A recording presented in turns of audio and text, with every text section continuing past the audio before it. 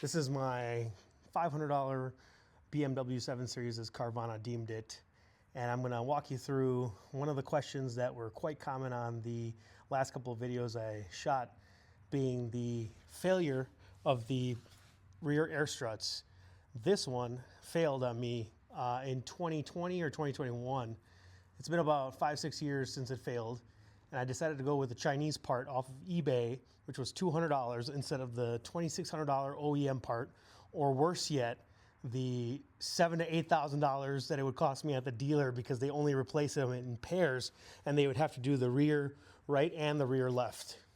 You'll see this is the driver's side original rear air strut that came with the car that has the BMW label on the strut itself, which is still chugging along after 15 years and 161,000 miles. And this is the Chinese one from eBay that we got for $200, and it's still chugging along 5 years and 60,000 miles after the install. And after we removed the part, I found out that Arnott buys back the original cores that came with the car for $115, and then they refurbish them and they sell them as aftermarket components, which, by the way, Arnott is highly regarded for aftermarket suspension components for Bimmers, Benzes, whatever. And you can see here, this is the email that they say they pay $115 and they send you a prepaid label, and you send it out and they give you a check within 15 days. So I went ahead and did that to offset some of the cost.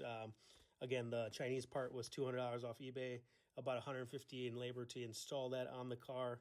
And then I got $115 back from the original core that I sent into Arnott here. And that was kind of a nice hack. Furthermore, this is a way to show you that you don't need to replace them in pairs, because the original one is still chugging along. Some gambling and diligence goes a long way, I suppose.